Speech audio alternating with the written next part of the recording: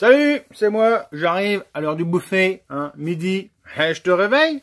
Attends, tu déconnes ou quoi? Tu n'avais rien à faire. Allez, on se retrouve pour le deuxième volet sur l'impression 3D. L'impression 3D, pourquoi faire? Qu'est-ce qu'on en fait?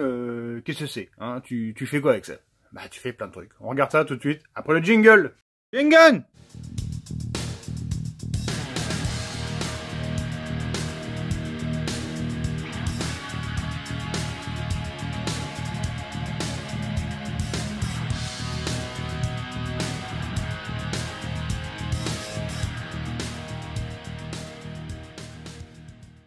Alors oui, je l'ai vu dans les commentaires, tu me demandais ce que c'était qu'il y avait derrière moi là, oui, effectivement, c'est des caches d'allumage, hein, que c'est les loupés en fait, si tu veux. C'est les loupés, mais je les mets là, je me dis, tu sais, qu'un coup de poncette, un coup de machin, et puis ils sont capables de... Ils font très bien le job, sauf qu'ils sont un peu ratés au niveau de la finition. Bref, allez, qu'est-ce qu'on fait avec une imprimante 3D? Eh ben en fait, j'ai envie de te dire, tu peux faire à peu près tout ce que tu as envie de faire, puisque il n'y a pas de limite, la seule limite, c'est ton esprit. Les pièces que tu as dessinées, ou bref, tu fais ce que tu veux, avec certaines contraintes. Des contraintes surtout mécaniques, évidemment. T'imagines bien que tu vas pas pouvoir construire une culasse de voiture avec ça, admettons.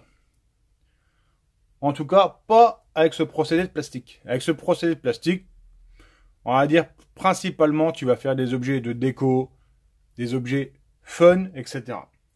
Je vais te faire un petit tour un peu de ce que moi je me suis amusé à faire. Alors j'ai pas tout là-dedans, mais c'est un petit concentré de ce que je me suis amusé à faire. Ici, le premier truc que je vais te présenter, tu vois, ce sont tout simplement des petits porte-clés, hein, que je me suis amusé à imprimer en 2 couleurs. Ça, c'était quasiment mes premières pièces. Tu le vois, dans différentes couleurs. Ici, un autre petit porte-clés, hein, tout petit Gugus. Ça, c'est un truc que j'ai trouvé par contre sur internet. Ici, tu vois, tout simplement, un petit support pour mettre ton téléphone. Ça sert à rien, mais j'en ai un. Alors, le fameux, hein, tout le monde le connaît, celui-là. Le Groot, le Baby Groot. Donc là, il est joli. Après, je vais te montrer un casse-tête. Tu vois, ça c'est un petit casse-tête, hein, que tu trouves sur internet. Tu vois, c'est un objet tout à fait satisfaisant. Voilà, on le range. Ça, on va le garder pour après. Ici, un objet un peu plus technique. Alors, tout simplement, je pense que tu auras reconnu. C'est une roue, hein. Je me suis amusé à la modéliser. C'est un dessin que j'ai personnel, ça. Et j'ai voulu vérifier un peu la résistance mécanique de petites sections comme ça, du 1 mm. Et franchement, c'est quand même assez solide. Ici, bon, celui-là, je te l'ai déjà montré hier, hein, c'est tout simplement un objet un peu déco qu'on trouve sur internet. Celui-là, c'est pas moi qui l'ai dessiné. Tu ranges ici des clés USB et ici, tu ranges des cartes mémoire de grande et de petite taille. On repasse sur un objet technique, hein. Ici, ça, c'est pas moi qui l'avais imprimé, celle-là. C'est un pote qui me l'a ramené. En fait, c'est une tulipe d'admission. Ça a été imprimé sur une Zortrax M200, une autre imprimante que ce que moi j'ai, hein, tu vois, un résultat somme toute correct, sachant que là c'est imprimé en qualité brouillon. Ici, une pièce technique. Alors là, c'est une technique que moi je m'amuse à faire. En fait, j'ai une deuxième machine avec un plateau en verre, et donc tu vois, tu obtiens des résultats comme assez lisses comme ça. Enfin, c'est même parfaitement lisse. Et donc j'ai fait une pièce démontable, comme ça j'ai 2 surfaces qui sont brillantes. Bon, après tu peux pas avoir du beau brillant comme ça sur toutes les phases de l'impression, c'est pas possible. Enfin, ça sera possible avec du filament ABS, hein, avec des vapeurs d'acétone, mais ça on le verra plus tard. Ici, celui-là c'est le mien personnel, hein, je m'étais amusé à le décorer, tu vois. Alors je l'avais peint grossièrement en tamponnant tout simplement un chiffon imbibé de peinture. Ici, c'est de la déco aussi, tu vois, une espèce de petite tête de mort, Halloween. Tu le vois dans le fond, je me suis fait un petit vase pour mon atelier, hein. Ça, tu l'avais peut-être déjà vu sur mes vidéos. Là, on repasse sur de la pièce technique. Alors, tu le vois, ici, même pour te prouver que ça tient dans le temps, hein, tu vois ici, un filament souple. Alors ça, tu peux pas le faire sur l'imprimante que je t'ai présentée. Pourquoi? Parce que ça nécessite une imprimante qui fait passer du fil de 2,85 ou 3 mm. Des filaments plus épais. Hein. Forcément, comme c'est du souple, ça a tendance à bourrer. Et les filaments les plus souples, tu les trouveras forcément sur des imprimantes avec des fils plus gros. Sachant qu'il y a deux diamètres, 1,75 et on va arrondir à 3 mm. Et donc là, pour te dire, tu vois, cette pièce-là, elle a tourné pendant 1 an sur un moteur. Et ça n'a pas bougé. Elle est toujours conforme dans la cote que j'avais donnée et sans fuite. Sachant qu'à l'origine, elle était dans ce genre-là, tu vois, plus propre, plus blanche. Mais on obtient quand même des pièces techniques fonctionnelles.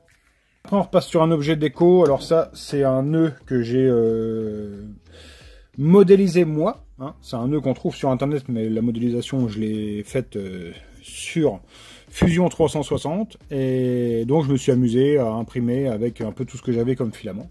Différentes gammes et différentes marques. Là, tu le vois, une grosse tête de mort de décoration. Et ici, ça, c'est une pièce, on va dire semi-technique. En fait, c'était une ébauche de cylindre de moteur de scooter. Hein. Bon, c'est vraiment sale au niveau de la finition. Forcément, j'ai imprimé ça en brouillon. Hein. Ça a été imprimé en 3 heures. Donc, tu ne pourras pas avoir un résultat parfait. Si tu voulais vraiment avoir cette pièce dans une super belle finition sortie de l'imprimante, il faudrait passer sur des couches fines, hein, de peut-être 1/10.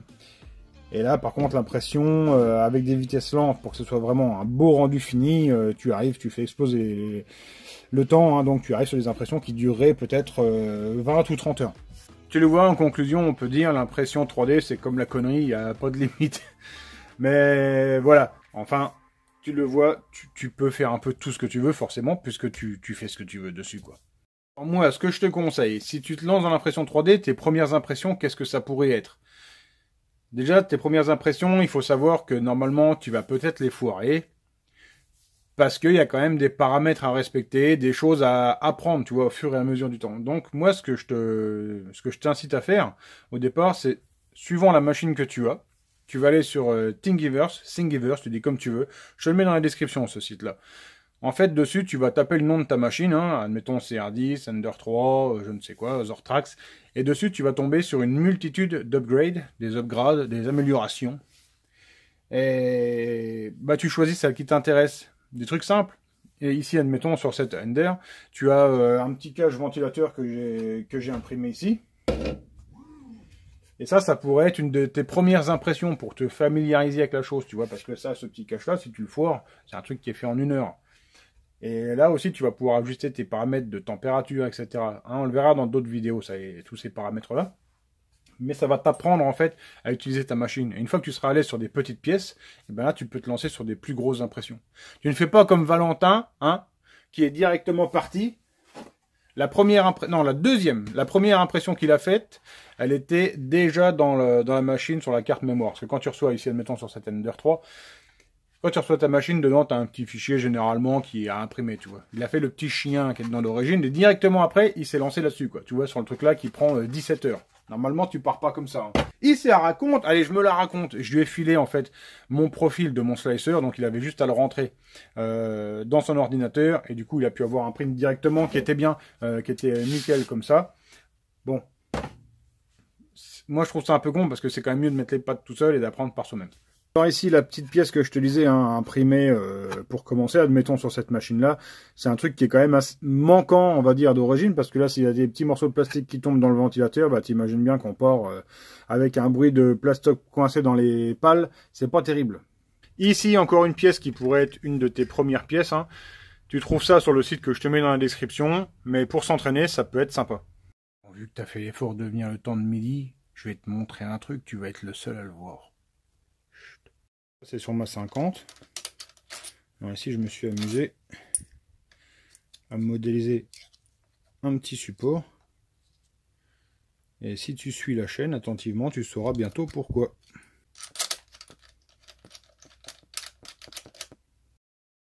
Les amis, on va arriver à la fin de cette vidéo. Je vous rappelle simplement que vendredi soir, je serai en live de 20 h à 22 h, hein, ici.